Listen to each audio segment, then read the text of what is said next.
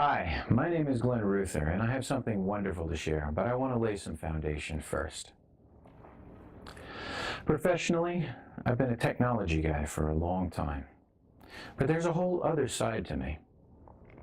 I'm very passionate about life, and I've been able to tap into all sorts of unknown potential within me, but it wasn't always this way. I was always very creative, fascinated by science and nature, and very spiritually rooted. I've also had a thing about understanding, misunderstanding, and especially about perceptions. I've been writing songs and poems since my early teens, and I've been a musician all my life. I've written and self-published a photojournal of a backpacking trip I took throughout Europe, where I was invited into the homes of friends I met along the way. I lived with and learned interesting foreign ways. I listened to and learned to speak different languages. I even learned different alphabets like Greek and Cyrillic, partly out of necessity. I kept a journal the whole 9 months, took 21 rolls of films while I was there, and that's how the book came to be. It was a wonderful experience that I wanted to share. Over the past 20 years or so, I've done a lot of wood and metal work. Still in my very first home, I've redesigned, gutted, and rebuilt the kitchen of my house. I've designed and made a lighting sculpture. I've built my own sound booth, and as always, I still maintain my own personal home studio. I've reworked the entire interior of the house. As I've mentioned, I've been a musician all my life, but in all these years, I never really learned how to read music notation very well. And I've only played out in public a few times, so far. Until now, music has never been a profession for me. It's always been a deeply personal and lifelong connection for me, and I've never been afraid to do something I believed in, and always did so thoughtfully with all my heart, no matter what anyone else might have thought. But to communicate my perspective on how some things fit into our lives has been very elusive until a few months ago, and then it all fell into place.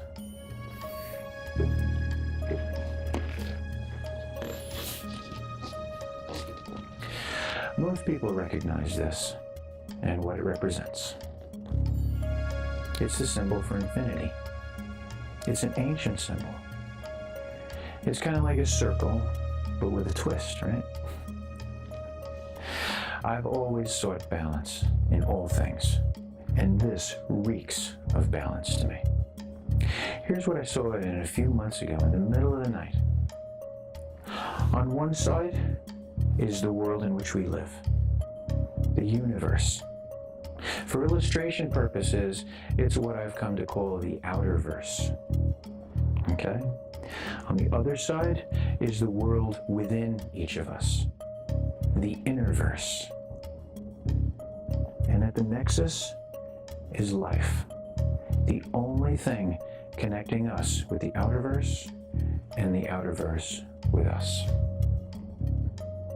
For as infinite is the outer verse, and we know, just as infinite is the inner verse. The inner verse side is unique to each of us. We are each parallel universes to each other.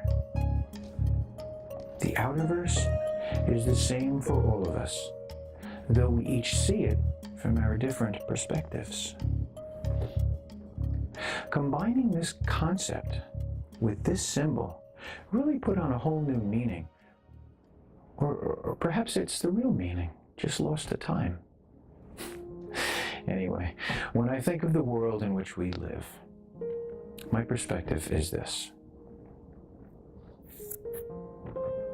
In our life, we have fewer connections with our inner verse, which also prevents others from having better connections with us individually. And this doesn't need to be the case. Life could be far more interesting, but most of our connections are external, just reflections of the outer verse, meaning we're not involved. We're not involved. Many of us are often only spectators or commentators. Many people seem to prefer to connect more with what's going on outside than with what's going on inside.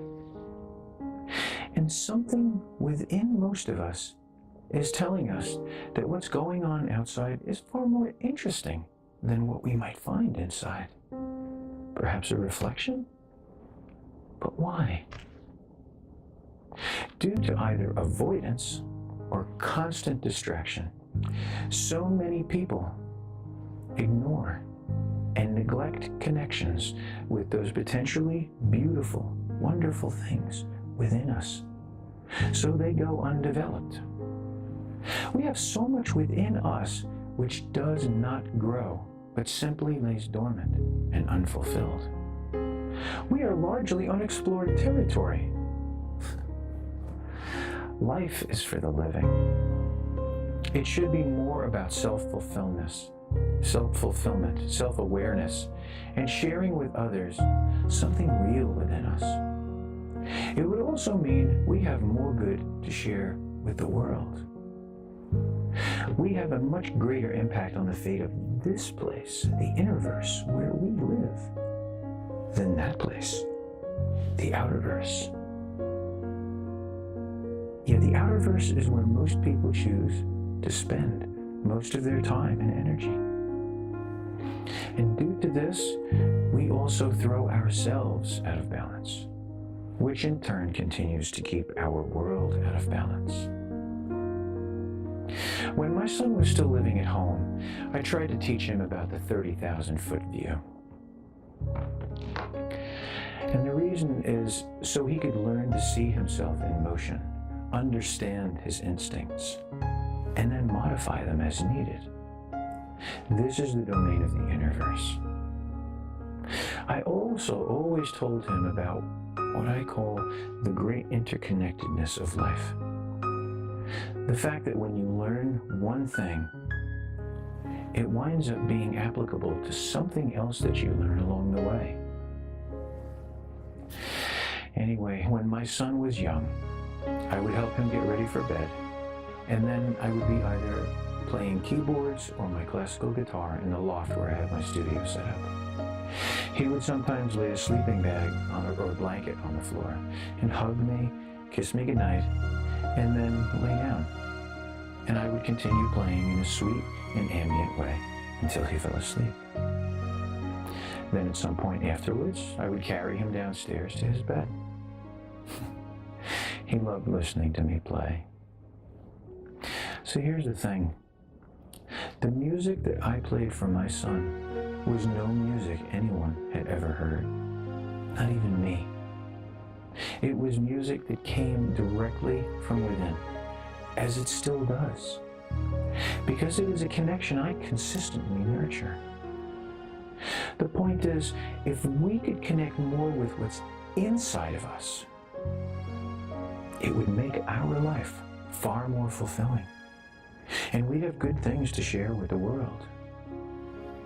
On the whole, having such deep personal connections means we have fewer insecurities and greater internal balance. There are many connections we can make with those parts within us, many different connections. But when you're connected in this way, it's not a stretch to say that it becomes a balanced relationship based on unconditional love. It requires some learning, as well as some unlearning. But finding such wholeness, we become more ourselves, and life takes on a whole new significance. You get out of it what you put into it. My gift is not just in offering this perspective of the infinity, but also in helping others develop similarly deep, meaningful connections within themselves, especially with the music within. Much has changed in my life since I was a 7-year-old singing in a church choir. But, well, my name is Glenn Ruther, and I really do have something wonderful to share with you. Won't you join me? Thank you.